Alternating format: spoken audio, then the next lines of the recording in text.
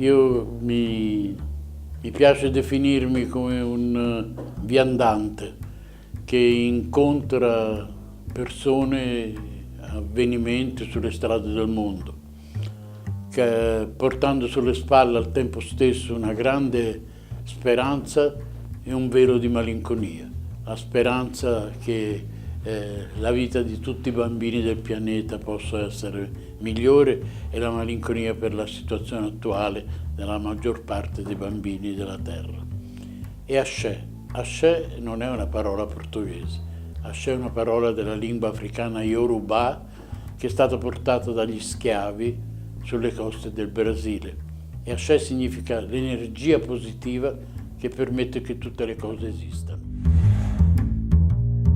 Ho conosciuto Domus de Luna attraverso questo programma di interscambio messo su da Altaman Italia e ho conosciuto Ugo e Luca per la prima volta a Roma qualche mese fa, nella prima fase dell'interscambio.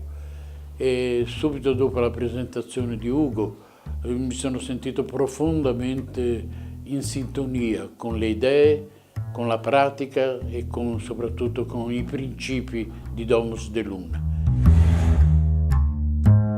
È impossibile parlare di pedagogia del desiderio senza parlare anche di arte educazione, senza il trattino.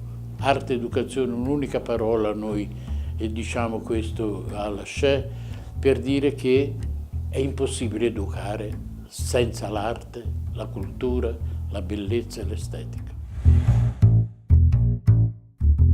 Molte volte mi hanno detto 20 anni fa o più: ma che ci fai te con l'arte con questi ragazzini? Tu gli devi riempire la pancia e basta.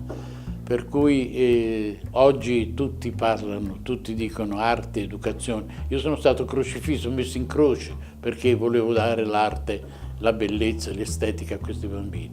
E per cui dico il piatto di minestra è necessario, ma è così necessario anche sullo stesso piano. Non vi scandalizzate, sullo stesso piano è importantissimo dare a questi bambini l'opportunità dell'accesso alla bellezza. Di fronte all'opera d'arte questi bimbi hanno una duplice esplosione, diventano fruitori dell'opera d'arte, quindi si alimentano dell'arte e della bellezza e produttori dell'opera d'arte, loro stessi diventano artisti.